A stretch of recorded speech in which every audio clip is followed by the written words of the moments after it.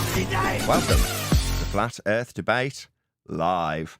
I'm your host, Nathan Oakley, and if you are new to this channel, or you've not done so already, then be sure to subscribe, hit the bell notification icon, and join button if you'd like to become a Nathan Oakley 1980 channel member and keep up to date with the Flat Earth Debate. If you would like to support the channel, there is a super chat that runs alongside each of these shows while they are live, and there's also a PayPal, Patreon, crypto, and thanks button in the info box below the video. Most importantly, if you'd like to join the discussion, simply mute the page you are currently watching, then click the link in the info box below this video to join the panel and express your views on the nature of Earth.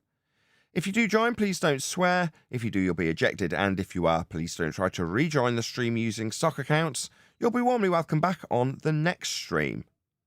Please also share the show on social media. Sharing the show obviously increases the live audience, but this in turn increases the chances of a more diverse panel, so please share the show on Facebook and X. And we are joined by Neil, Brian's Logic, 10th Man, Adam, D-Rose, and a whole bunch of people in Discord, so welcome one and all. Good morning, everybody. Let's get it on. Good morning. It's a bit of a sad day. So I had 2, maybe 3 weeks of stability out of this computer. Then just before I went to bed, inexplicably crashed for no reason.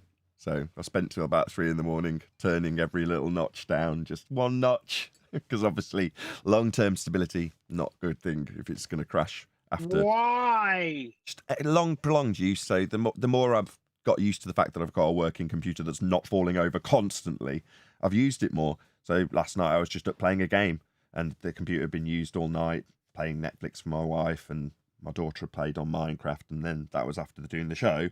So from the moment I got up till the moment I went to bed and it crashed, it was being constantly used, not heavily all the time, but periodically heavily. And then after about the 20th game last night, it was like 1 in the morning. Well, I really should go to bed, but I just won. You know what I mean? You know, it's video games. We're kids at heart. Anyway, that was the point that it crashed. So I'm like, oh, well, there's my long-term stability test. I mean, I haven't, since it's been stable, sitting in front of it for 12 hours with stability tests running, because it's been pretty much stable. But in not doing that, it's not long-term stable, not 24/7 stable, which just means I've turned the memory down 1 notch. I've turned the clocks on 7 and 8 cores down 1 notch, and then turned the GPU down 1 notch and upped its voltage a tiny bit. And that's it. Hopefully it will be inevitably long-term stable from this point if everything's been turned down. Are we going to have a problem today? Maybe. No, Houston. No, that's what I'm telling Houston. you. Maybe. We'll see. Hopefully not. It's all right. I'm sure. Just remember, when you ride a horse, it's got to stop and drink every now and then. Well, exactly. I mean, yeah, stop wearing it out, Nathan. You're wearing a computer out. You can't wear a computer out. Debate. Go get another. Yes, you can. You just told us you did. It was tired. It wanted some rest. And you just want to play games and jeopardize the show for today. No. Thank you. You're trying to beat entropy. You can't be beaten. Right, typically, most people are lazy. They'll tune their computer and then they'll run a stability test for a couple of hours. Now, after doing it for 12 months, running it for 12 hours daily, every time it crashes to see if I can get it stable for the following day, you know, doing that night after night after night after night, I got sick of it. So the GPU got upgraded. Sorry about this if you just tuned in expecting housekeeping. They'll come eventually. But I changed the GPU and it was so much more stable instantly that I was like, I remember saying to you guys, I could twiddle with this last knob, but it seems fine. And Ad was like, just leave it. I was like, yeah, sod it. I'm just going to leave it. I'm going to use it. Start enjoying using the computer. But I didn't do any really long-term stability tests on it. Well, last night I did. Pain in the ass, and I've done them all the way through till this morning. So I'm like, I need twigs to hold my eyes open because I'm really exhausted. But I've done it, and I've turned everything down 1 little notch, which is annoying because I thought I got it really stable and really speedy. Well, oh well, it's just the way it goes. A little bit less speedy is not going to be noticeable, I'm sure. But hopefully it'll be long-term stable. And if it's not, I'll turn it down 1 more notch, Neil. But it's like that with anything, especially RAM.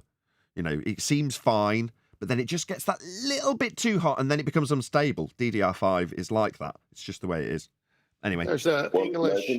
There's an English song that references what you did. It's called A Hard Day's Night. I did do a hard day's night, and I haven't done it for a while, so I'm not thoroughly depressed, but I can feel the depression that was all over me for the last 12 months slowly coming back as I was doing it through the night and this morning. Anyway. Nathan, all you got to do is wait on the heat to fall down, go boom, boom. I think that's what it is. You know, the temperature that it maintains is generally fine, but if you do run it all day, that will slowly just creep up as the ambient room temperature creeps up. And, you know, my wife starts cooking, then that'll cook up the room a bit, and the kids run around, that cooks up the room. The ambient temperature raises, and the computer's used all day. It's reached that point where it's just a little bit too hot to remain stable at blisteringly fast speeds like it runs at, because it's a modern computer. So I know what the cause of that is, and I can turn every little knob down, and if it stays fine, I probably won't turn it even back up either. I'll just leave it as is. Or if it does crash. No. Temperature fall down, go boom, boom. It doesn't rise. No. And it does rise. You're trying to. Well, the computer does have a on and off switch, though. Say again, George? The computer has an on and off switch. Yes. You can use an off switch every now and again. I do, every time I go to bed. Anyway. That temperature doesn't go down, go boom, boom, but we'll start there. Any scientific evidence of gravity? Yeah, that's what I was Not saying. at all. It's been convoluted with way. Indeed. That's why John said what he said. Yeah, it's one of those that when discussions like that happen, Roto's a friendly is on our side, right? It's got lots of good input. Occasionally, people will say things that just gets people's back up, me especially, after a couple of hours sleep. And you're like, no, that's just wrong. Just no. But that's an internal debate. In other words, when people accuse us of being an echo chamber, like, no. Talk nonsense, expect it to be corrected here. Doesn't matter who you are. Huey included at the top of the tree. If Huey says something stupid, he'll get corrected on it. Are you absolutely sure about that? A couple of little birdies have told me that QE's taking ownership of the sextant argument, right? And that is, I don't know, I didn't watch that bit of Quantum Eraser show, but from what I understand, QE is essentially alluding, although I've not watched it, I should really before I make comment, to the sextant argument being directly born out of the Black Swan argument, like it happened a second later. And it's like, no. I sat here and watched 10th Man do like 12 months, 18 months research and spend $5,000 on sextant books. That's not how I remember it. What he said was, he told 10th Man just hold off on the sextant. That's what I gather. So, of course, he's going to take ownership of it. But 10th Man put the label in, just like what you do, Nathan. 10th Man is here. 10th Man is here. Why don't you ask him? Ask you what happened? What happened, 10th Man? Do you mind? Can you shut up while we talk about you? Is that all right? Yeah, how rude of you, Tent. Just because we're talking about you. Yeah. All right. We already If you have to, you can reference yourself in the third person, I suppose, if you want to join in. All right, go ahead. Talk about me. At least it's not behind my back. It's no, to be perfectly honest, it has, although it is specifically you that technically is stealing a bit of valor from, it doesn't actually involve you specifically. It's just amusing to me that a couple of people contacted me about it. I'm like, why are you telling me this, number one? And number two, that does kind of make me chuckle. Because he said it to me, I remember him saying it's like, well, sextant argument just came a nanosecond later. You're like, okay, I mean, if you want to describe it that way, then fine. Other than the massive amount of research that I had to sit and not understand for a long time that came from 10th. You know, it's like, that's more about QE than you, 10th, if you know what I mean. You've not. I asked QE a question the other night. I said to him, I was making the Horizon argument before the Black Swan ever came out, years before the Black Swan came out. Where is the physical horizon that should be in this observation that everything is supposed to be going over, right? That was my argument. But I asked him, now, I'm not attacking QE here, I'm trying to support him a little bit, right? I said, so does that mean that I can claim ownership of the Black Swan? And he said, no. So, like, I mean, I don't think he was trying to Adam to say him. Me and you were opposing him. We were having but I don't mean. But my point is that when I asked him that, Adam, he said, no, you can't take a ownership of the Black Swan just because you are making the Horizon argument, because that is only half of the Black Swan. I love it. Hello, guys. Hello, Arwin. Let me just give my 2 pennyworth. What right? did I miss? Hello. Yeah, my 2 pennyworth in this regard, right, is you could, if you chose to, ascribe the Black Swan to Ben, right, because Ben pointed out the argument at its core in his video. No, that you could stop. No. Hold on. no. You've not watched the show, you see. You're wrong. Just let me finish. Right. Ben The time needs to start credit because rummaging. he points out where the mathematics of the geometric horizon would be calculable with a 10-mile horizon in BLMSB's image. He didn't put it into a modus tollens, but he did postulate that fact. Right. So therefore, by bare bones association, you could say that he started that argument. Now, I'm not actually saying that because that's not the standard I'm going to adhere to, if you'd let me finish. I'm saying that the person who takes credit for an argument is the person that puts it out there, that gets behind it, that rallies other people to discuss it, to make sure people understand how the argument works, that does all the research on it. So it's all well and good if you put the argument out there in a video once. It's like the R value. Do we credit smokescreen design? He was definitely the first to be pointing out how, strictly speaking, you'll need a flat plane for that. You know, there's so many arguments you could credit smokescreen for. You don't, because he's not out daily making sure people have little catchphrases like 10th with, you know, don't mention 90, for example. You know, putting that out there is what makes the argument someone's. Now, with QE, even if he just formulated it into modus tollens and then did one video and never mentioned it again, but yet everybody on Flat Earth Debate, this isn't the case, but if everyone on Flat Earth Debate were the ones that really pushed the argument and sort of made it our own, and QE never mentioned it again, and then just came along 2 months, 5 months, 12 months later and was like, that's my argument, I deserve all the credit. You're like, well, yeah, you were the originator, like smokescreen design in my example, but it's us that have put the work into it to make it a prevalent argument. You know, that's it's us that deserves the credit, not you. Now, for Black Swan, QE deserves every bit of the credit, all of it, 100%. Because without QE pushing it and making sure people understand it, making videos on it, going into the trenches and arguing it and making sure other people can argue it competently, etc., etc., etc., that wouldn't still be here today.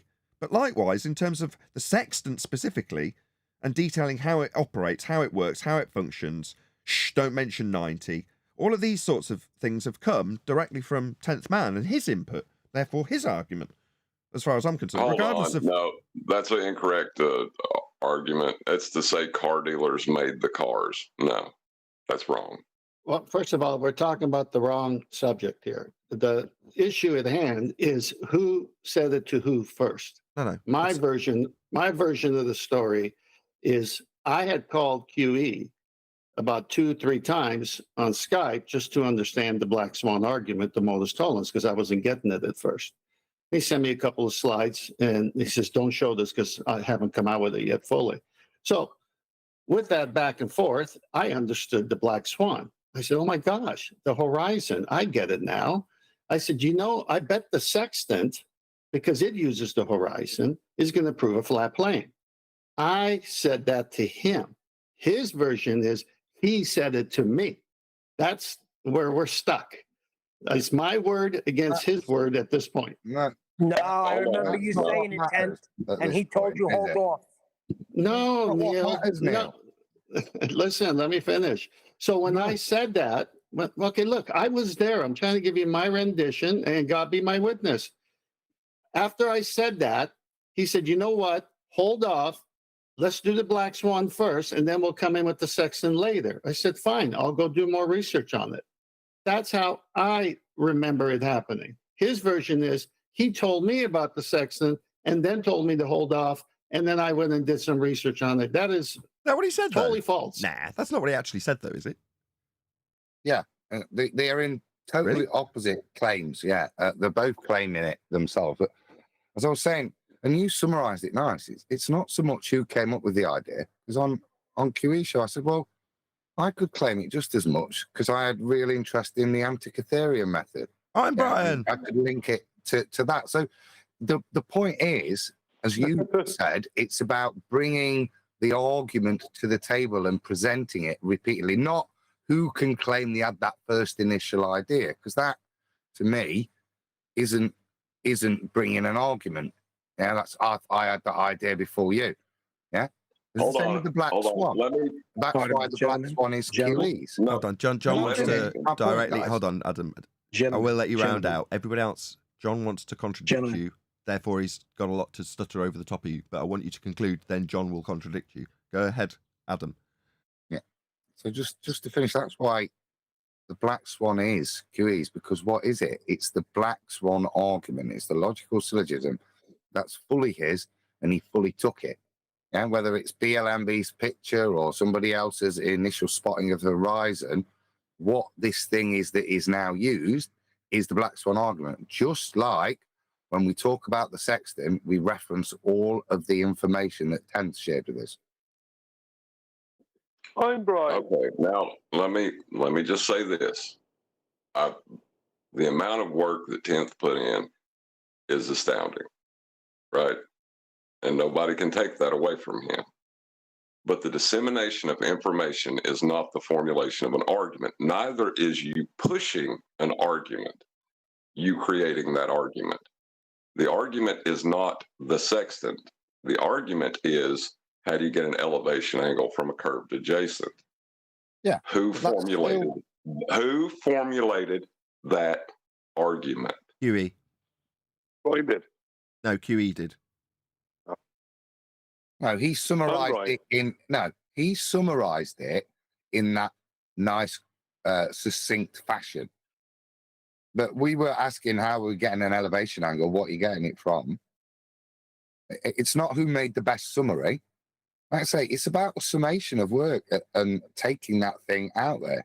That And was just like I give the black swan to QA, even though there's lots of other people behind it, it's the same.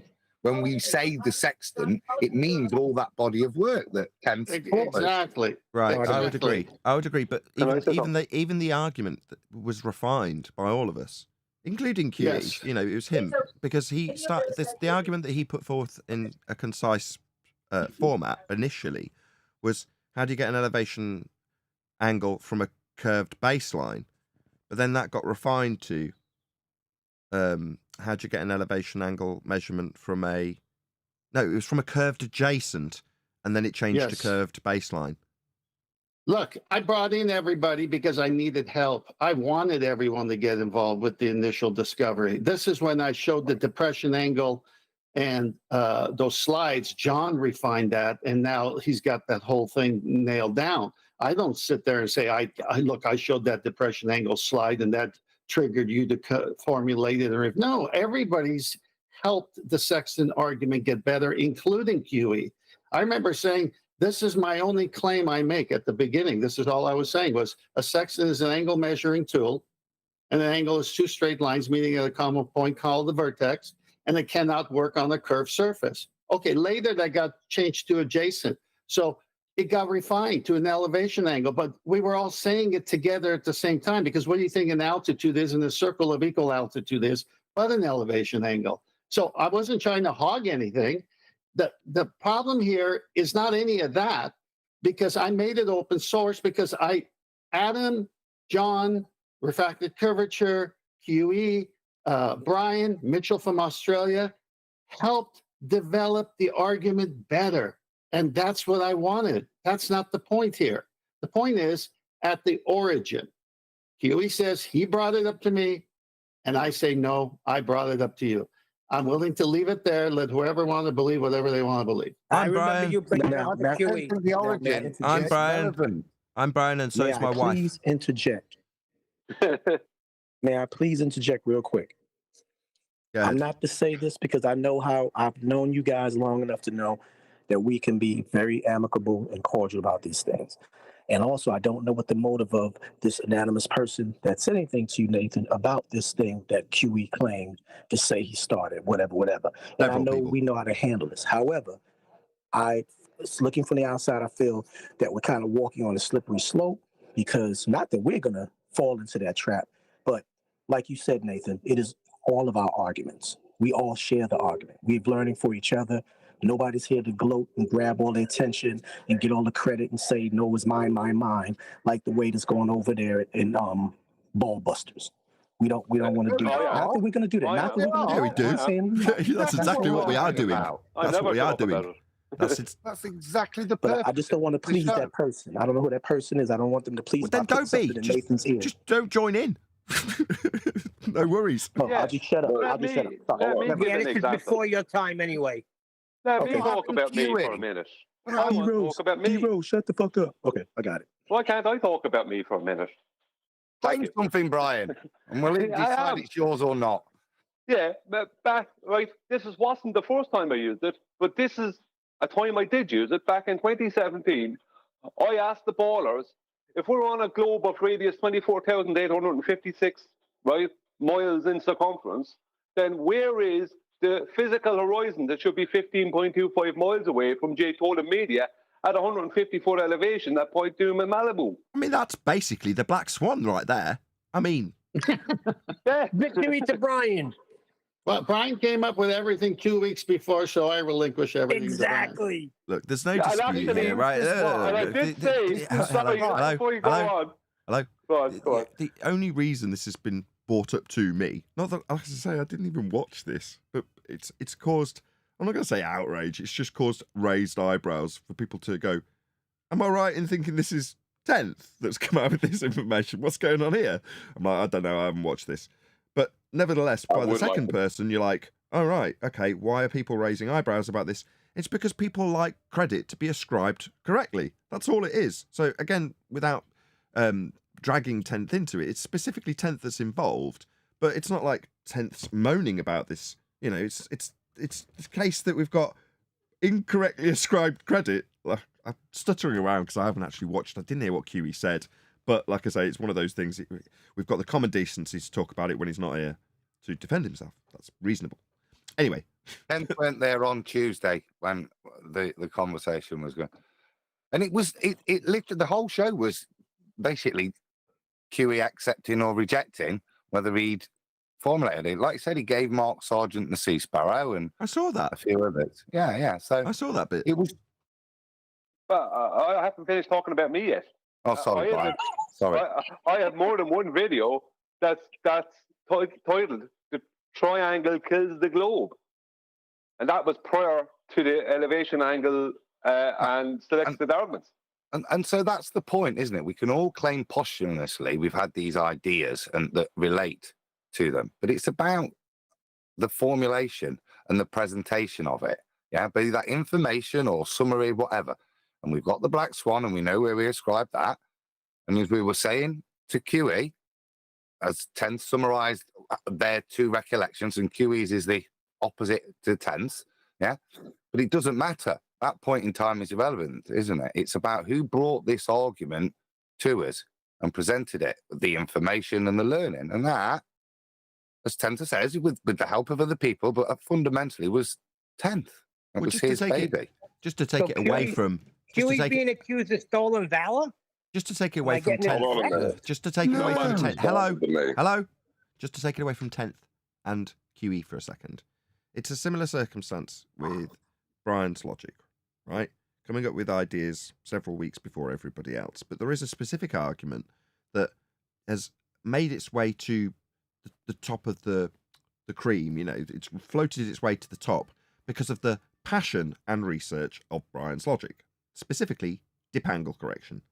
So initially, and I'll never forget this because I got told off, right? I was like, it don't matter. Not that important. And believe me, Brian tore a strip off me and made damn sure I understood how important it was for about 6 months. Well, suddenly that becomes Brian and his dip angle. Do you know what I mean? So if that turned into like the prevalent argument that we all started with, the starting point that turned into a logical consistency that was like turned into a catchphrase, then obviously it would be like 2 years from now, well, that's Brian's. I remember him fighting it with passion and showing me all his research he'd done and getting all the citations and references and shoving them right under my nose, making me wrong. I'm not going to forget that. And he's gone on about it ever since. And now it's turned into this prevalent argument that destroys ballers. That's Brian's. But it's like someone else comes along prior to Brian and says, well, actually, no. I was talking about dip angle here in this 2017 video where I asked the question about the dip angle correction and how they're going to do that without a horizontal plane of reference. It's like, yeah, but where were you when the ballers were putting arguments forth for geometric horizons we can't see anymore? Where were you with your dip angle and your 2017 video? Were you in the trenches arguing that so everyone understood how powerful it was? No, you weren't. Brian was. So whose argument is it? Brian's.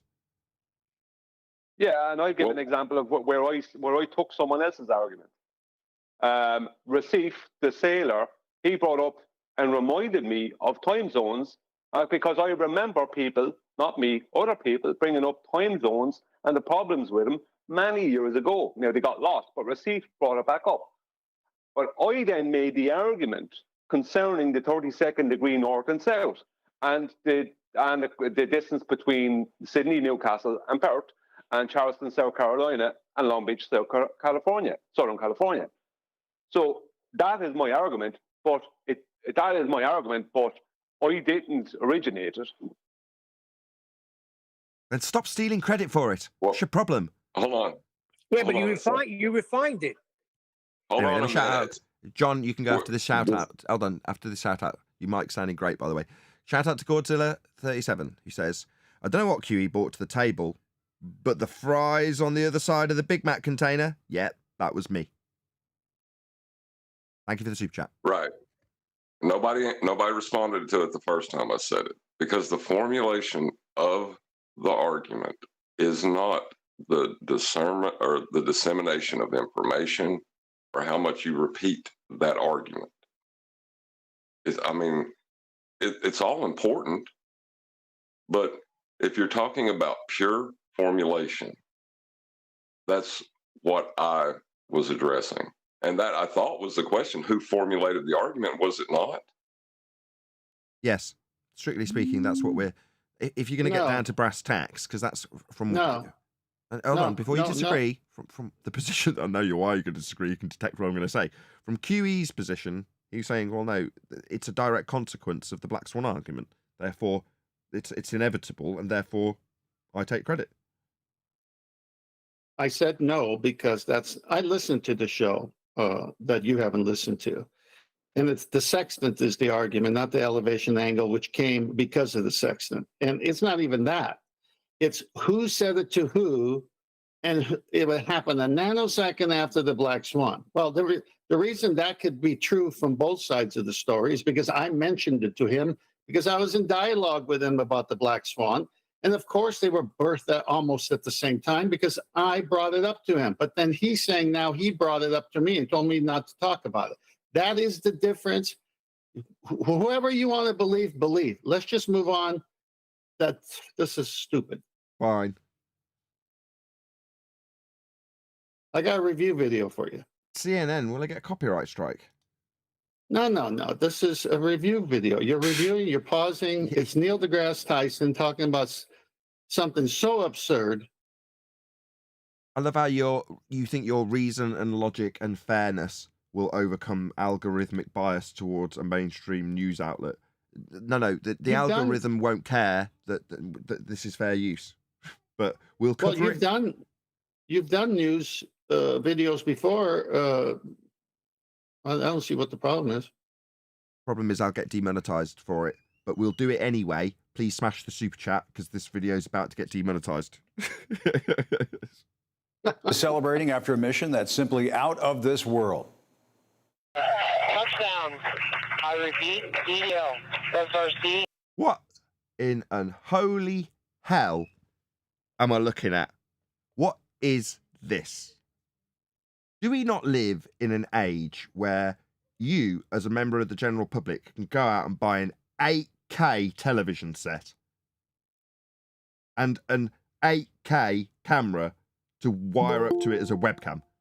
I'm pretty sure that from the comfort of your living room, you can produce images so sharp and crispy that they'd make, I don't know, the guys from the 70s, maybe late 60s, like cry with how pure and fantastic the quality is from your seat at home. Yet, what is this? I mean, I'm not even kidding. I'm asking. It's not rhetorical. What the hell do they expect us to believe this is that we're looking at? He has touchdown. Turns out it was rhetorical. What do you know? NASA has collected an asteroid I can't see sample it. from. Just have to be on the live feed. God, have you Yeah, not but all I can't- watched I'm on my this? phone. I can only be on either Meet, Hangout, or I can be on YouTube. I can't do both at the same time. This is why you don't get any credit for any arguments, Brian. Space, that's right. The I'm capsule that Brian. scooped I'm Brian, and so is my wife. up the rock ended its 7-year journey this morning, landing in the Utah desert. Scientists hope the large chunk of space rock will help NASA learn more about the origins of our solar system. No. Can you pause for a minute? So Yeah, I can. basically, this thing landed like not really landed, but came in on an asteroid, this drone device, on a 7-year journey, and skimmed the surface of an asteroid, collected some debris, brought it back to Earth, deposited it from the sky through some kind of capsule, and then it's now on its another mission. This is the background to what they're talking about. Asteroid dust collected by this drone. You're telling me they shot into a second law of thermodynamics violation sky vacuum a dustbuster with wings? Yes, yes. So just rewind it the last 6 seconds, and because it got cut off when you were telling Brian he wasn't Brian. So they had a Up the rock. mini Mega Maid on this asteroid? Seems so. Ended its 7-year journey this morning, landing in the Utah desert. Scientists hope the large chunk of space rock will help NASA learn more about the origins of our solar system. No small thing. Let's bring in world-renowned astrophysicist Neil deGrasse Tyson, whose latest book, To Infinity and Beyond, A Journey of Cosmic Discovery, was just released this month. Neil, it looks like another great book. As always, we appreciate you coming on.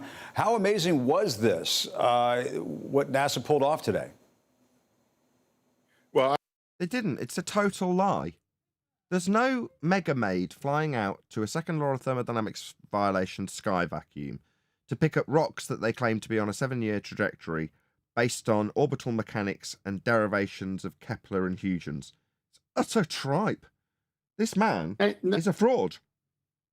Nathan, the book title, is there something wrong with that book title? To Infinity and Beyond. Contradiction in terms. But Ripping off Buzz Lightyear. yeah, it's a Buzz Lightyear catchphrase, but also a contradiction in terms. If you're collecting unknown samples, just staying in their paradigm of alien rocks, and when you go to get it, should you not be turning up in like biohazard suits instead of Pacamax and baseball caps? Yeah, be all right. Yeah. It doesn't matter. They can claim anything, like inventing a field that you can't permeate, stopping us from further exploration, I should say, throughout the early 2000s. So is it Don Pettit talking about us not being able to go through the Van Allen belts, and it's limited our scope for discovery because of these fields that are highly deadly? And you're like, well, what about the moon landing? Not that anybody asked him that directly, but what's their answer when asked? Oh, well, we didn't know about it. They're like, oh, right, so it doesn't change the narrative. You didn't die when going through these deadly fields because you didn't know about them at the time that you were talking about the narrative. So, for instance, if that exact same comet or whatever it is that they've sent the Mega Maid to, next cycle around, let's say that's 7 years, they do the same thing. But this time it comes back and it's got aliens on it. Will they care that 7 years ago no one was there in biohazard suits and nobody was infected by the contagious fuzz that was on the rock that they... No, it just wasn't on that rock. They didn't know they might need biohazard suits, but coincidentally they didn't. I mean, they made it through and nobody died, did they? So it's all good. In other words, when you're talking about Narnia, the issues you're raising within the narrative, Adam, are mere plot holes. That's all they are. Oh, that was my point. If you're going to do a job, do it right. At least, at least be up to sci-fi standards. Good morning, guys. Morning. Well, if I was NASA, I would say that we had instruments on board the Megamaid that already tested for any biohazard or radioactive contaminants. So we Great didn't really need any of that stuff. Exactly. Great response from NASA's PR department there. Precisely. It's akin to arguing all day long about why the gas lamp that the kids are presented on the other side of the wardrobe in Narnia manages to keep itself alight. Now, obviously, the easy explanation is, well, it's just magic. But if you're of the worldview that is actually a Narnia beyond the blue sky, let's call it a vacuum, that sort of thing, then obviously you want to know how that actually would work, and just saying it's magic won't suffice. Yeah? But you can ad hoc say, well, prior to Aslan and the White Witch, you don't think that they just existed there. There's like a whole series of events with Fawn enslaved, whipped, to create a whole metal infrastructure of pipework just to feed those gas lamps. It's a whole series of Narnia history. The poor enslaved fawns. You've no idea the turmoil they went through to plumb all of those gas lines. Can I say something? Hold on a minute. That's just some rhetoric from the fawns, okay? What actually happens is the beavers invented a hydrogen converter that takes the hydrogen from the air to power that gas lamp. Well, in contrast, go ahead, Neil. You want to say something? Yeah, No, messing with the Chocolate. phone. Good morning, Chocolate. I did hear you. That's all I wanted to say. All right. In contrast, they can do all this technology, right? Except when you travel across the country for hundreds of miles, no cell phone reception until you spot a repeater tower. Interesting. Look, you just need to. This is not the place. Phone Verizon. Your moans aren't warranted here. This is not customer services. What's your problem? Have you had one of those turns again? Nurse. No, what I'm trying to say is, you got all this technology to give us this unbelievable made-up story that this space drone type of thing that you sent 7-year journey skimmed off the surface of a traveling asteroid at just the right trajectory angle, scooped up some dust, then just said, let's get back home, deposit this through some kind of capsule, and then we'll go somewhere else and do our little job. You can do all that, thousands and thousands of miles, and you can even have a reception to guide it and fix it in case it goes off course or whatever. Yeah. But you can't get phone service? What's the problem? They can say anything they want. Hold on. now. Hold on. Just like that's like saying I can't get decent sweets or decent desserts here. It's like when you eat the tasty, tasty Turkish delight that I hand to you. The fact that it's had to go through utter hell for Edmund, who was literally entrapped and enslaved, but he kept hold of those magical, created by a witch, Turkish delights for me to present to you now. Now, that Turkish delight is the very best of quality evidence you could ever possibly have. Have you ever tasted one so delicious? Well, Edmund had to go through hell in Narnia. Talk about going to space. That's easy by comparison. Imagine being enslaved by the White Witch after going through Narnia, asking yourself about how this gas lamp's working, meeting a fawn. Next thing you know, some other ungrateful sod like 10th man's munching on your magical Turkish delights and questioning the validity of the hell he went through. I mean, it's a bloody outrage. Space is a doddle by comparison. You're missing it. They can say whatever they want and people will believe it. Yeah, what do you mean believe it? I've got the Turkish delights right here, Neil. What more proof do you need? I prefer the older, cooler story where they magically landed one of their washing machines. I mean, a spacecraft on one of these asteroids while it was moving. What you mean when they met the three-breasted aliens and they had to barter with them? They're like, tell us more about this Earth thing you call kissing. I'm gonna need 3 heads. That was Red Dwarf and Total Recall all mashed together in one. Beautiful. Epic. Right, 105 people while we talk this utter drivel. Let's get back to the video. Totally off the rails.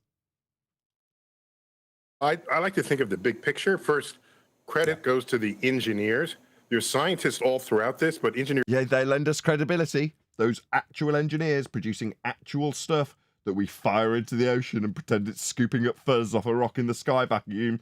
Yeah, give them all the credit because they lend us the most validity there is. When you ask, why would they lie? There'd have to be thousands of them. No, the engineers are actually producing stuff. It's just not fired off into Narnia. Engineers made it work. So not enough. Made it work. That's the important part of this magic trick. The engineers who've got plausible deniability and are compartmentalized into not knowing what the hell their stuff actually does when it gets shipped off to next man to be parted together with something else, to be claimed to be sent to a sky vacuum that isn't real, they lend every bit of credibility that there needs to be to this story. And they are the ones that would say, of course, my absolutely fantastic engineering work went into space. I didn't see it. I didn't launch it. I've never been to there, but I know damn well I made this piece of equipment, and that's what NASA do. Therefore, validating NASA's sky vacuum. So this is the crucial part of the trick. That's why it's first. Well, Hat they would tipping lie goes to because the- they know they have an. They would lie because they know they have an audience that's naive enough to believe them. It's easy to try lying then because if you know how naive your audience are, because you test that out beforehand. And history shows how naive the audience is. Then why not? You know what I mean? From their point of view, why not? They won't go against us. They'll literally defend us. They know the audience that they're polling will defend them. They know this. It's like Hollywood. Engineer. Not only that, but he starts with the engineers. Then he brings in scientists, which means he wants to use science to support a pseudoscience claim. Listen to kids. We're literally in a place where science fiction can actually become quote unquote reality, right? Because they've produced so much fantastical stuff to tell and show people, right? That now you can just tell them anything and people will just believe it. Just have a little math over here, right? A cool story that goes along with it, and people will believe anything. You mean the India moon landing? Yeah, Those things? something like that. Even though I don't know, they might want to brush up on a little bit of their CGI because I mean, even normies were like, "Bro, this is rough. This is horrible." No, We launch a space. We launch a space probe from Earth, itself a moving platform, to intersect an asteroid, itself a moving target. It then does a touch and go off of that asteroid surface and grabbing anything it could when it hit. We expected maybe a couple of ounces, but it got like half a pound of material. What he's claiming there was a smash and grab. Smash and grab. Yeah, like teenagers in Chicago or something. Nah, it's more like a ram raid.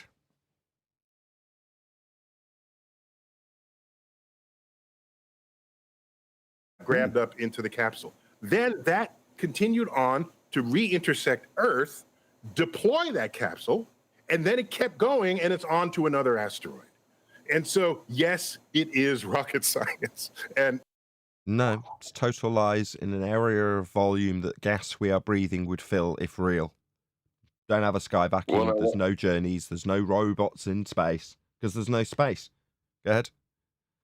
Well, when they're calculating these supposed rocket science and the orbital motions they'll need to travel to these places they claim exist, where will they get the plane of reference to do these calculations? You're going to need a flyer for that. What's that? Lamborghini? Badass.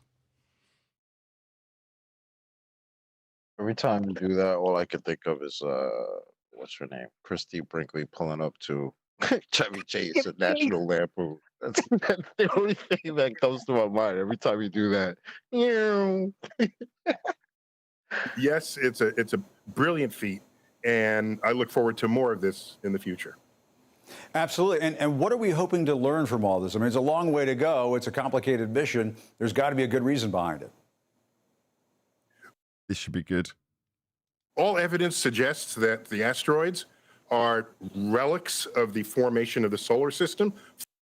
So in terms of an affirmation of your already in place history, that's all they're going to offer.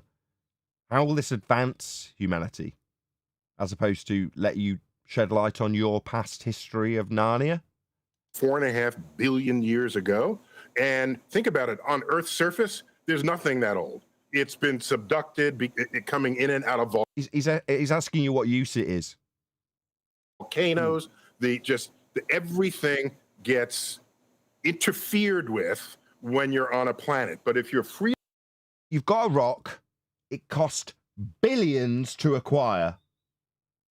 What's it useful for? Me telling you about volcanoes millions of years ago. Very useful. Sorry, this endeavour was really worth billions in terms of the amount of man hours and engineering to send something to a fake place that doesn't exist. Oh yeah, absolutely, because I get to tell you a little story about my bullshit story about evolution. I certainly do. That's right. Worth every penny of your money, taxpayer. really floating in space, you have the pristine ingredients. And what is likely we'll find is organic molecules. You know, we think Earth is some special place to form organic chemistry. No. So what it's going to show you is you're not very special. So you've spent all this money for us to go to a place that isn't real, for us to gather up some organic particles. And then when we look at them, we tell you, you are completely insignificant. Wasn't that worth every penny? Wonderful, isn't it? No. The carbon, oxygen, nitrogen, these elements, these organic basic ingredients. They're basically everywhere. So you think you're special? Nah, there's life, basically. The ingredients for it are everywhere. You're not special. Wasn't that worth 8 billion? In some asteroids we have known have formed amino acids, the building blocks of protein itself, a building block for life. So there's a treasure trove of chemical information available. So the chemical information that's out there in the scooped up vacuum dustbuster rocket ship in Narnia, you know, that's going to be really useful. It's going to advance humanity in a massive way. You can just see it. It's really, really good. Available to us, right ready when they open the capsule. And one of the things I think is interesting about us messing with this asteroid is that, and correct me if I'm wrong here, Neil, help me out. Apparently, this asteroid is a little bit of a tricky thing out there in space, in that maybe in 100 to 200 years it might slam into Earth, which doesn't sound so good. Oh, that's a bonus. So for our extra billions that we spent, we've got a story of death coming your way. Go on, whoever that was. I was just saying, be afraid. No, don't be afraid. Be very, very, very afraid. For your children. Don't just be afraid, is what I'm trying to say, Neil. Be afraid for your children and your children's children. Well, at least in space, nobody can hear you scream. So I guess being able to fly something over there and landing it on there, that might give us some faith that perhaps, we might be able to knock it off course or something down the road? Like in Armageddon. Yeah, I would suggest we chuck billions at that endeavour to give people some faith that we could avert disaster in Narnia. That's very, very wise investment. Are you talking about $1 trillion thrown towards an asteroid defense system? Yeah. Drop in the ocean. Okay. Hold on a sec, because I, unbeknownst to anyone, using my own funds, built a rocket and fired it off 2 weeks ago that intercepted that comet and changed its trajectory. So I need to be back paid, but instead of that, y'all can give Nathan some super chats. This is definitely getting a yellow dollar sign of you're not getting money for covering this. CNN is definitely mainstream. You are but a flat earther. How dare you respond to this? Help us fill in the gaps. Precisely. Unlike with. Can I just say to Chocolate that when you say, yeah, you're going to need a flat earth for that, remember the start of Cannonball Run 2 with the two girls in the Lamborghini going past the cops? That's Cannonball 1. For that. That's number 1, isn't it? Yeah. I think that's the original Cannonball Run. I thought it was part 2. It doesn't matter. It's the start of one of them. Yeah, the start of the first one is when they're driving past all the road signs and with spray paint they're just like scrawling out 55.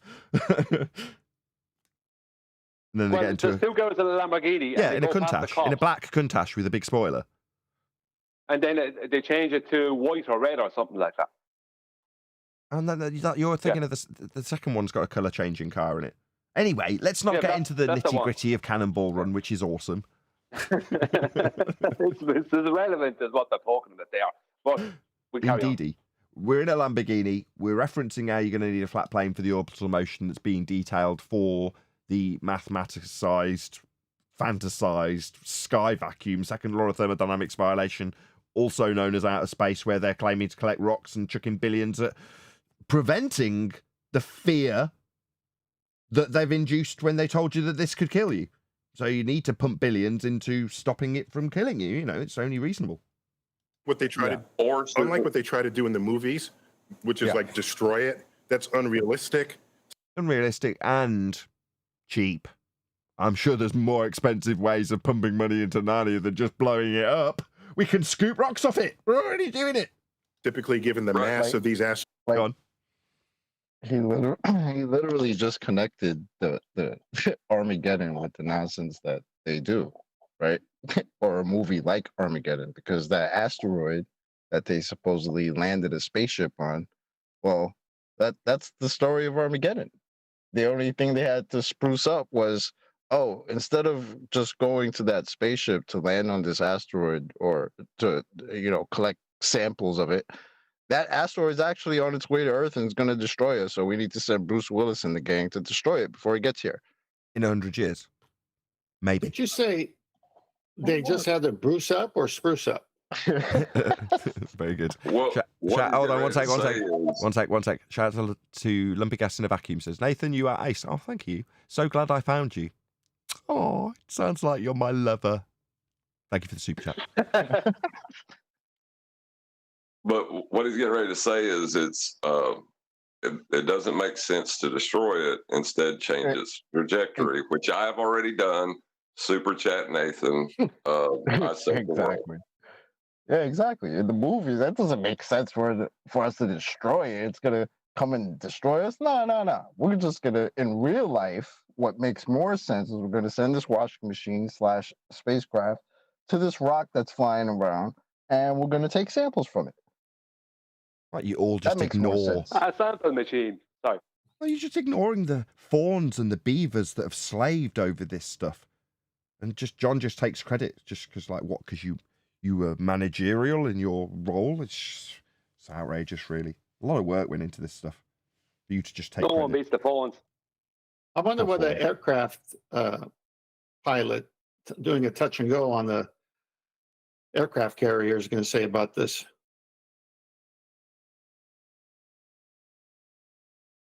I think he'd say it's a doddle. I think he'd say that, there's a lot of computering going into that, and, why wouldn't they be able to land on something that's in 5 different axes of orbital motion? Perfectly reasonable. They'll say the same thing that pilots say when they're asked, would you have been able to fly a plane into the Pentagon the way it was supposedly? They'll answer the same way. Is the Pentagon an airport now then, or what?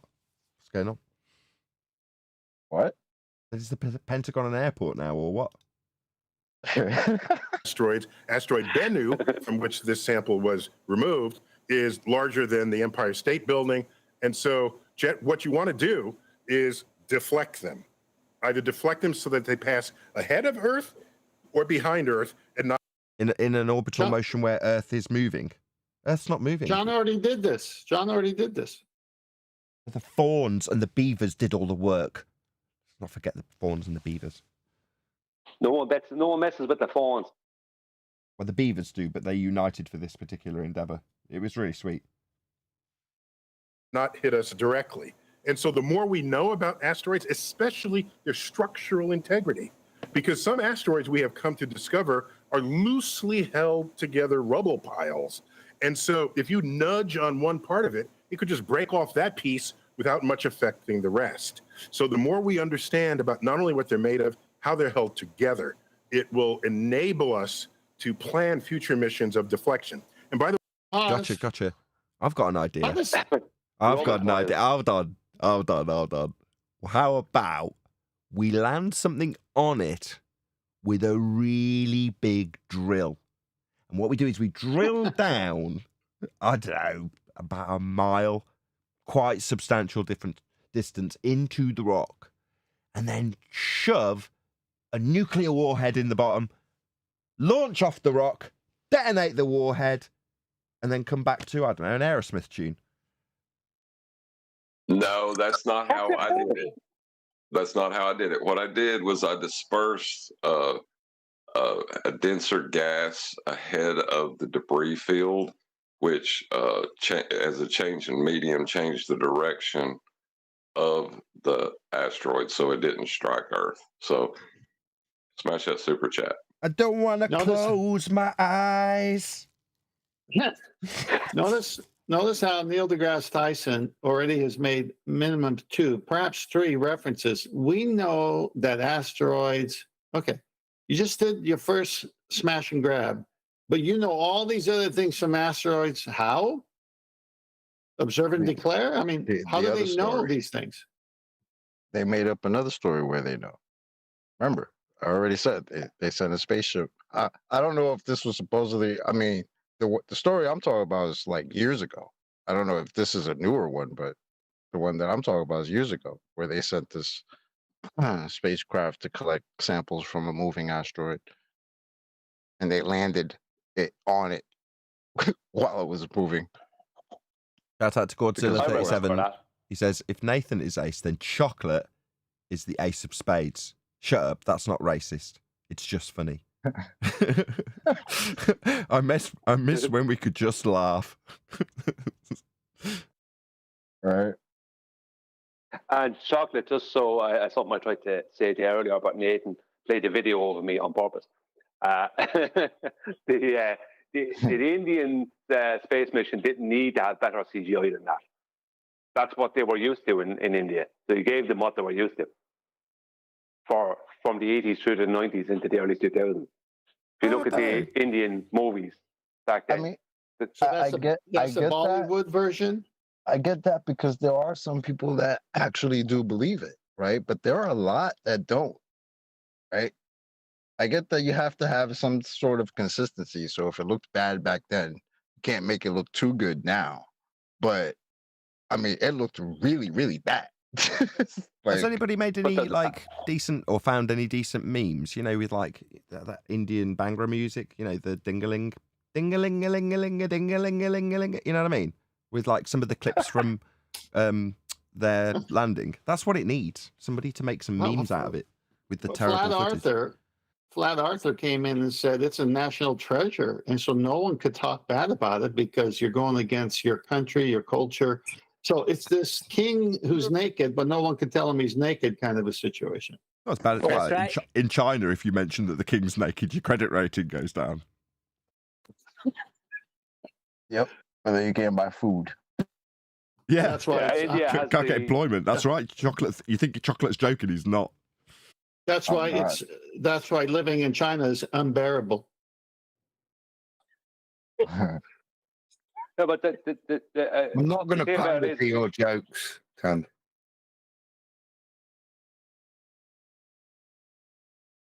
What you say, You Adam? could always tear a strip off me, Adam. So I'm not going to pander to his bear jokes.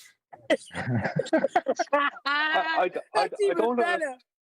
It's just I don't the naked understand why truth, nobody Adam. got my fawn pawns. I said 3 times, no one messes with the fawns. When Nathan was bringing up the fawns and the beavers. I got it. We're just getting to the bare bones of this last one.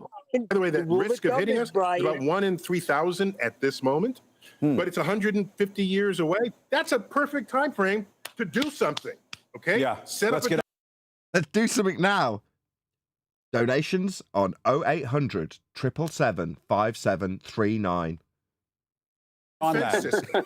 Plenty of time to raise money and figure that out. Told you, I totally called it. I was being a sarcastic prick. No, it is actually time to raise money for this. 150 years away, this is the perfect time to raise the funds.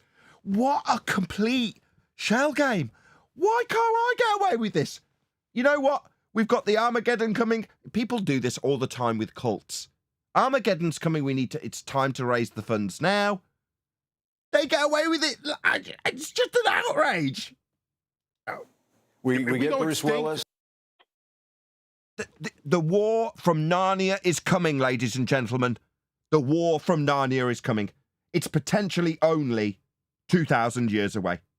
Now, you can support this right now. Right now, just hit the super chat and you can prevent the war in Narnia. We can prevent it now. Think of Terminator 2. If you could go back 2,000 years before and prevent it, you would. Smash that super chat, people. He's all back the fallen uprising. We need to raise that 15 fund. cents a day. You just No, mentioned that's not Bruce large Willis. Go back 3 seconds. To make us extinct. Oh, by the but it way, would do damage. Yeah. If we suffer from an impact of that, we have no excuse because we have Yeah. good orbital dynamic. We do have good dynamics, you're right. Oh, it's going to require a flat plane for that. Because I miss you, baby, and I don't want to miss Describing what that risk is. Yeah, plenty of time to get Bruce Willis and Aerosmith ready. Remember that movie? There we go. We totally called this, man. It's like we know what's coming, isn't it? Apologies for that. And I have to apologize for the next thing I'm going to ask you, Neil, because I feel embarrassed asking you something like this. But either this will be completely benign or completely obvious. Let's see which one it is. What is going on with these aliens down in Mexico? The alien bodies, these purported alien bodies shown at this UFO hearing down in Mexico. I have to get you to weigh in on this because obviously this looks ridiculous and fake. But why do we keep getting... Pause. Yeah, it was the latter. This looks ridiculous and fake, but the India mission CGI is perfect. That's the juxtaposition. That is exactly what they're doing. No. Just remember what fake stuff really looks like. This is what fake looks like, okay? Not the moon landing stuff. No, that's real. This is a reminder for you, the audience. This is what looks fake, okay? You understand? So somebody else had a very similar quote to that. Somebody else was supposedly putting a car into space. And that was supposed to be considered as real. Chocolate, you're getting it all wrong. Ruining this. No, that was all supposed to be real. You juxtapose that with something like this, aliens. That's the real stuff. You're ruining this, Chocolate. Yeah, but the link is he said the same thing. He sits down at the interview to talk about this thing, and the first thing he says is, "Well, it looks absolutely ridiculous and impossible," and then says, "Well, you could tell it's real because it looks so fake." Oh, now, right. This guy, No, I see. I have to take every word I just said back. I'm so sorry, Chocolate. Actually, you know this alien is real because it looks so fake. Getting suckered into this stuff. And your thoughts? Suckered? No, I believe this stuff, so I am going to defend it vehemently. When you saw this? No, that's not what he's saying. What's he saying? He is saying that because this alien thing looks so real, it has to be fake. Huh? Just like that car looks so fake, it had to be real. You just gotta know the things that look real are fake, and the things that look fake are real. You're right. I need to brush up on my double think skills. You are absolutely correct. Also, really quick, I want to add in something. Finally, is this going to be another plug at the most inappropriate moment? No, Go on, plug your show. yeah, kind of, but not for me. It's Central Goat gifted 5 people, but it's not showing up on everybody. Like, it's not showing up on my screen, so it might not be showing up on your screen. But I confirmed he gifted 5 people, so just a shout out to Central Goat. Oh yeah, it's in my. No, it does show up in my viewer track. Let's try that one more time. It does show up in my viewer activity, so and I didn't notice. Maybe scroll back and I don't know. I'll keep an eye on the chat. thank you to Sensual Goat, who gifted 5 memberships. Normally I'd put it on screen, but either I didn't notice or something went wrong. But thank you very much. Don't know who picked them up either. Normally that would show up as well. It would normally show a list of people that had picked up the free membership, but it didn't. The aliens are being brought forth. Rather, in all of our testimonies in Congress, they're in a locked box, you know, in the back room. So I said, finally, we get to look at the aliens. So that's step one. Step two is the reports of one individual or one group are not what establishes an objective truth in science, nor does holding your hand up, swearing that you're telling the truth. It's irrelevant. What matters is, do other labs get the same results you do? Labs results. Hang on. Hold on. How is the concrete noun of alien? That's what it is on screen. What's that got to do with labs and tests and science, cause and effect reasoning? It's just stealing valor and telling you that no. You know, what matters is consensus. What the lads down the lab say is true, as opposed to what people put their hand up and just tell you is true. What, like you do, Tyson? You've just told him all about rocks moving past Earth. As Earth, traverses an area of volume we'd all be dead if we were living in? A sky vacuum? So as we're moving through the second law of thermodynamics violation, there might be rocks going in front or behind you, and we need to spend millions and raise the funds now for that complete bullshit you just made up. But what, you put your hand in the air and say, absolutely, trust me, I swear, we might be flying through space and rocks might fly past us, but also might kill us. What, we just trust you on it, bro? Yeah. That's what matters. This is hang on. This is a two-edged sword here. And we're pointing out that true science has to go through a method. And he just danced around it with consensus science. So we can always come back to this statement of his. Hey, listen, you want to say you have aliens in Mexico? Okay, that's one man's thing. Can we see the samples so that we could verify? Now, how are you going to verify? Okay, so you see, whenever they steal the valor of science for their BS, they also are stuck in the situation where Neil deGrasse Tyson finds himself, which is saying, well, how do I validate that this is a real alien? Well, good, Neil. How do we validate, observe, and declare when you look at something you call a black hole? How do we do that? The guys down the lab agreed on it. He just told you that as well. That's what matters. I call that science, says Neil deGrasse Tyson, and the scientists down the lab agree on this. Wasn't that made clear? Well, you know, it's not quite observe and declare.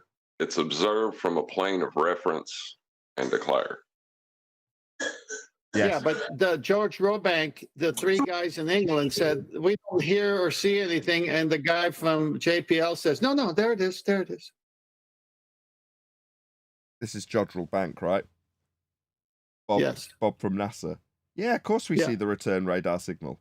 It's right there. Right, it's 7 minutes, exactly where we would expect it to be based on heliocentric timings. Can't you see it? What do you mean you can't see it? Guys, at the I was a lab little worried didn't see that whole display there is in front of a green screen, you know, because that makes never a good thing to people putting anything behind it. So what you do now is share these samples. Very telling. Listen, these are cues, because we have pictures of the ISS with a green and blue screen. What's the screen doing up there? And he's just saying it's there to trick you. Yeah, they like laughing at you. Well, there you go. It's over. They like laughing at you. Look, this is how you fake things. You put it in front of a green screen. All right, okay. So what is that your way of having a little chuckle that that's exactly how you fake the ISS story from the sky vacuum that isn't real, when you say that the people on a stage and on high wire are the same as the twinkly light in the sky? Yeah, that's how you do it. Another shout out to Godzilla37 says, Paula is wondering, we are all are. What's that? Paula is wondering, we are. That doesn't make any sense. I'm sorry. We all are, meaning we all are wondering. Paula is wondering, we all are. Oh, there's a comma. Sorry, I'm very tired. Paula is wondering, we all are. Why the green screen? Gotcha. I got there in the end. Sorry, I butchered it. Thank you for the super chat. Well, actually, he's read it 3 times. They got more noise out of that when he butchered it. With other labs, skeptical labs around the world. And if they get the same results you do, you got something. That's what we did with the moon rocks when we brought. That's what we did with the bullshit moon rocks from the ISS claimed to be a place we can travel to, also a light in the sky we call the moon. Well, it's actually a rock. We travelled to it, and when we brought back moon rocks from Narnia, all the guys in the lab said that they were from the moon. I mean, that's what we did. Yep. Them back. And then Michael Jackson made a song out of it. Exactly. Spread them into the labs of the world so they could participate in this moving frontier of discovery. Exactly. That's what I did with the Turkish delights. I mean, yes, one was just frivolously wasted by 10th man who just scoffed it and then questioned the validity of where it came from. The rest of the Turkish delights, they were split off and sent out to many, many, many labs, validating the Narnia-based ingredients. I mean, it's not special ingredients. Wood. It's not like we don't have the same exact ingredients here. It's not like we on Earth are special. No, there's other places that can make Turkish delights, like Narnia. But they were distributed throughout labs throughout the land, and they tested those magical Turkish delights, validating Narnia and the trip through the wardrobe. Yeah, and how they validated all this is they sent them the moon rocks that they found in Antarctica before they ever went to the moon to get moon rocks. That's correct. Perfectly reasonable. Another shout out to Lumpy Gas in a Vacuum, who says the moon rocks were wood. That's true. I was just going to petrified wood. So when they went to some of these labs, it came out as petrified wood, and the museum says these are fake. But according to Neil deGrasse Tyson, they went to all the labs, and they all said it was moon rocks.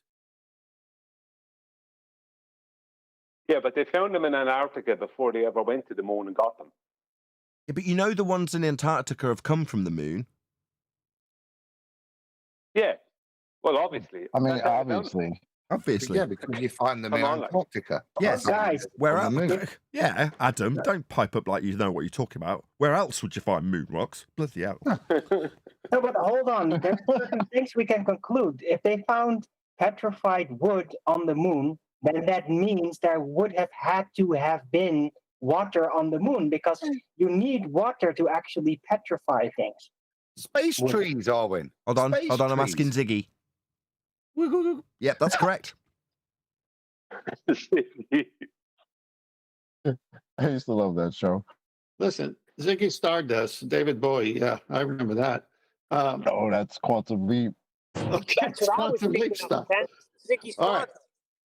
All right, so you've got in the beginning of the video saying we scooped up with a touch and go from this asteroid, and we've already known there's DNA and life exists, you know, all the elements of life. Well, I see you come over here and grab the soil, and we have the elements of the soil in every human body. I mean, my goodness, this is so jokey. Yeah? It was a smash and grab tent. Yeah, I'm sorry, smash and grab. Ram raid. And until that happens, it's a sideshow at this point. And Neil, to make it to end it on a somewhat more serious note, given that we are developing the technology to land rockets on asteroids and collect. Given that we absolutely accept your standardless, baseless assertion that rocks are passing either side of Earth that moves through a second law of thermodynamics violation, given that that's the case, and I accept it wholly. Samples and that sort of thing. Do you think that there might be a time, might be a moment in the not so distant future where we will eventually develop the technology to detect some kind of organism, living organism other than ourselves out there in the... I mean, this could be summarized as, are there aliens? They already found that. They already found bacterial life and all that outside of the Earth, supposedly. You see, this is where they should have been hazmat suited up, yeah? Because there's a serious risk of space AIDS that Neil... But you can only get space AIDS in space. On Earth, it doesn't do anything. If you go and get things, go and get space AIDS in them, and then you pick them up with just a baseball cap.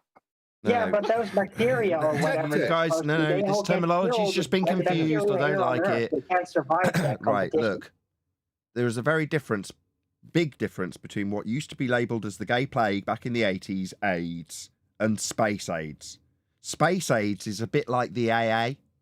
So if you break down in an orbital motion in Narnia, you phone your space aids, and they come out and they fix your ship. Do you have any kind of faith or confidence?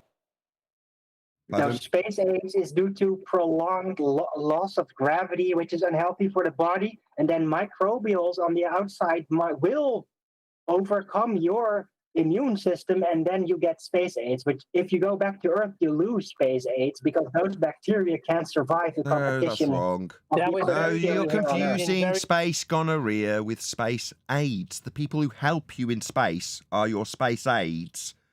You're thinking of space gonorrhea. Very good, Nathan. Very good. No, because it's an autoimmune deficiency disorder, which is AIDS. Driver. Yeah. Major driver of NASA. NASA has had a mantra for the past several decades. Give us your money and we'll tell you how dead you are in a few hundred years.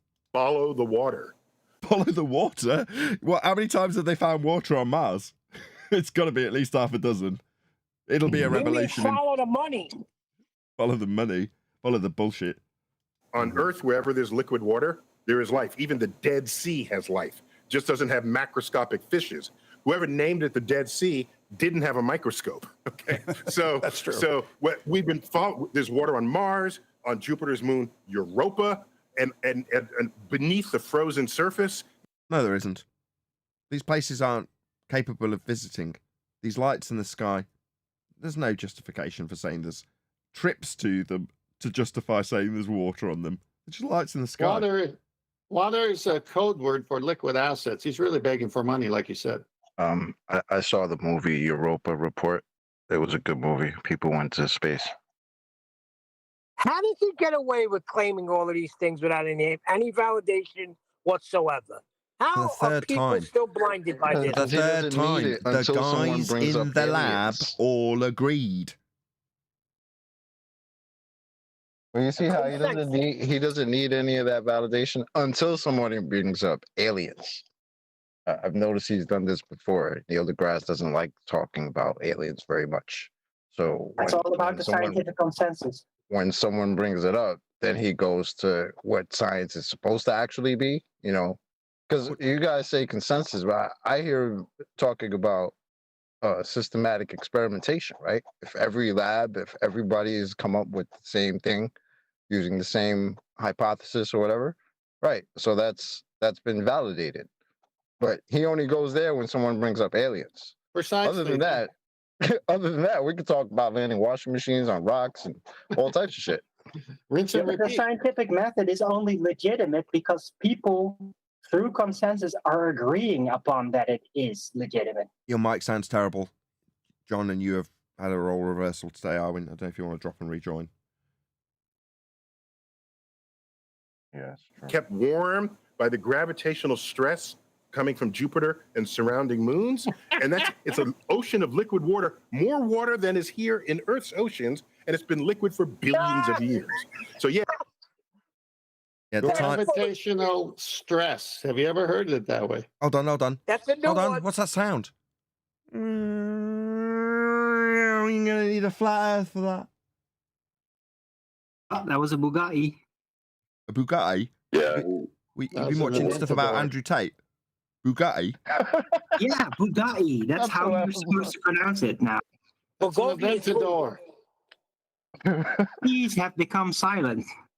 You know what Aventador is, right? Bull. Yeah. So that's an Aventador. Yeah. Lamborghini. Yeah. Right, but gravitational stress would be like the eccentricity of horizontal plane. So, where is there a horizontal plane on Jupiter? Indeedy. Now, thank you for bringing me back to the Lamborghini. Yeah, I want to go ice fishing on Europa to see if something happened there similar to what happened here on Earth. So So you got the seed planted firmly in your mind now, ladies and gentlemen? The idea that there's billions that have formerly been used to brainwash you into the notion that you might die unless you preventatively raise the funds to stop that happening in 115 years or whenever he said it was going to happen. But now you're left with the idea that he, and therefore you, by extension, could be, potentially, ice fishing on Europa? What? Is that what you gave us the answer when he said, what's this going to, do for us? What use is this scooping up rock? Well, eventually we'll be ice fishing on Europa would have been a much better answer.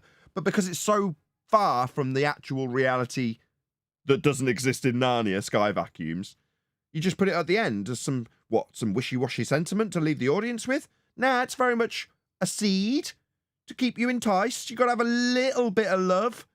These narcissistic tricks of abusing you with ideas of death and fear. Well, you've got to have a bit of love bombing at the end of that. Might be going ice fishing. So this has been a major search. The fact that some UFOs and aliens show up, okay, but we're actively looking, and we need something better than a fuzzy image. And the new here. What time have we got? 7 minutes 44.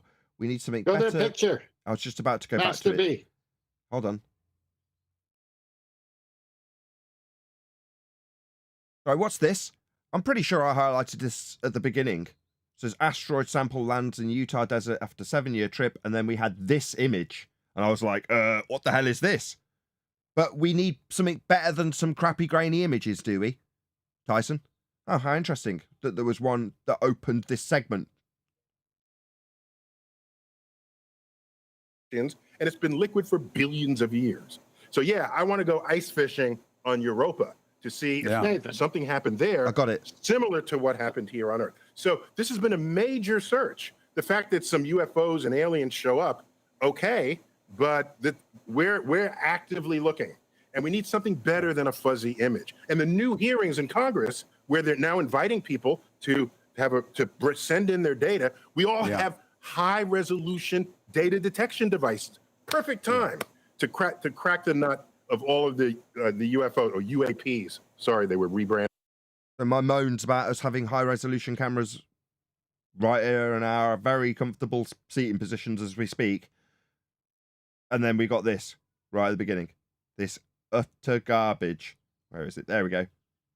What are you talking about? That's not a high resolution image of anything. Branded. That's right. The government. I'd like to bring up another congressional hearing that happened in 2019 with Susan Wojcik, is it? The CEO of YouTube at the time, being asked, what are you going to do about the flat earth? Remember that one?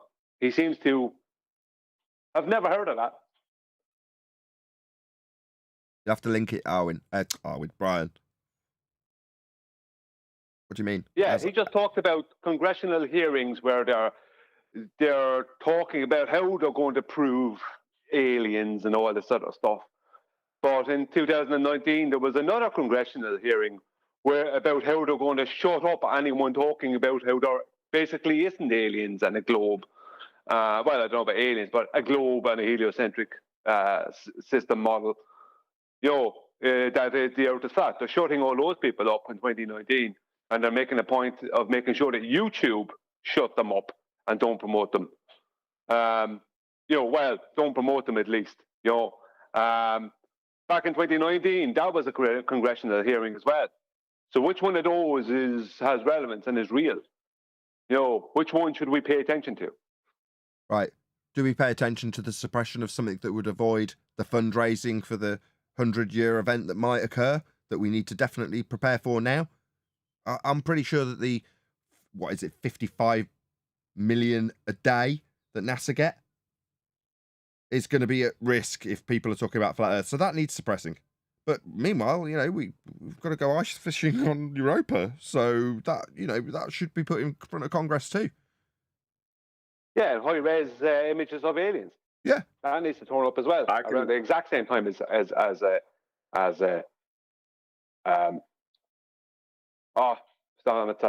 not losing it in my head. What do they call that?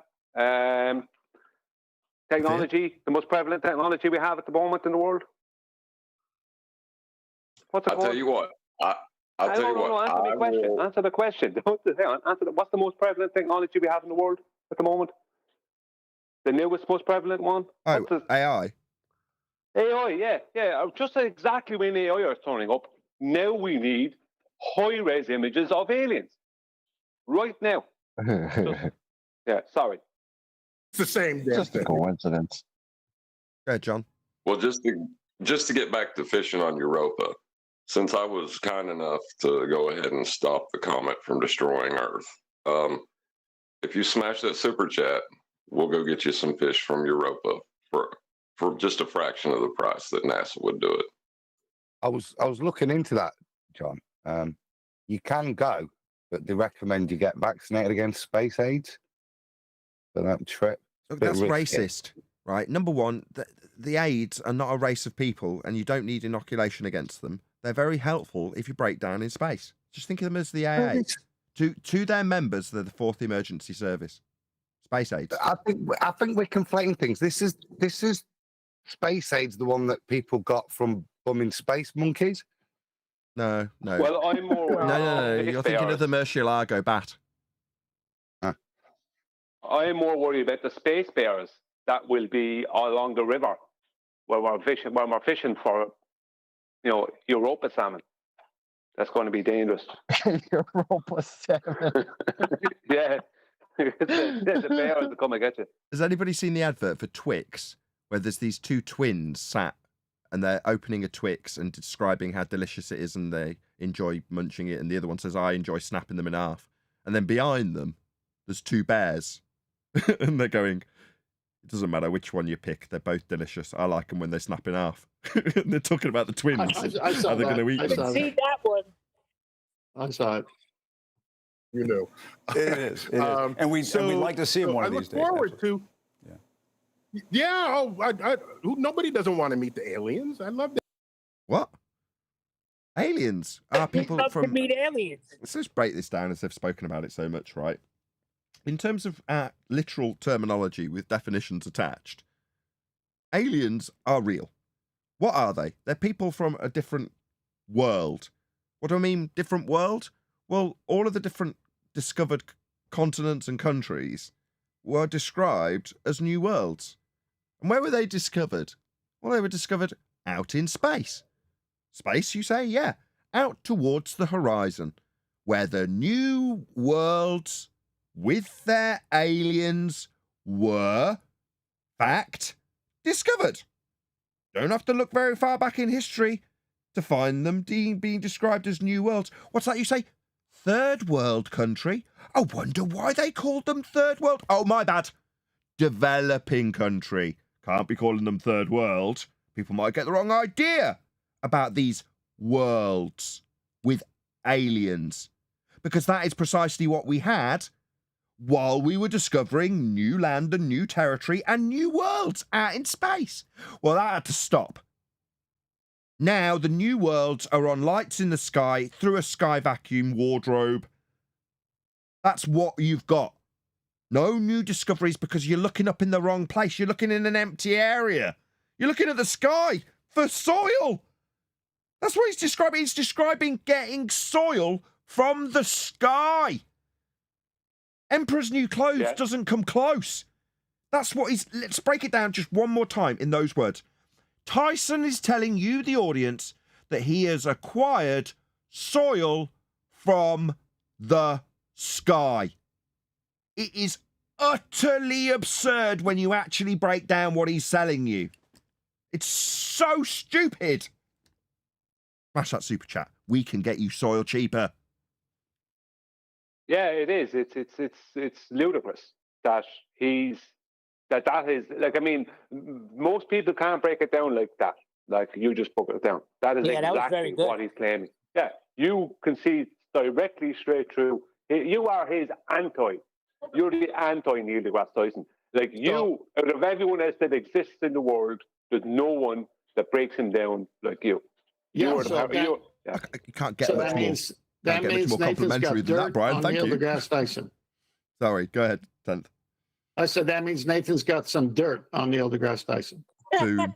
with that, I'm going to say, if you're watching this on either Nathan Oakley 1980 or Nathan Oakley premiering streams, then stay tuned as there will be an after show to follow. Unfortunately, though, if you are watching this live, this is where we bid you farewell. So another massive thank you to today's Discord and G+ panels for making today's live show possible. And of course, a massive thank you to all of you for smashing the super chat, liking, commenting, sharing, subscribing, offering out free memberships and all that good stuff. I've been Nathan Oakley, and I will see you all in the next video.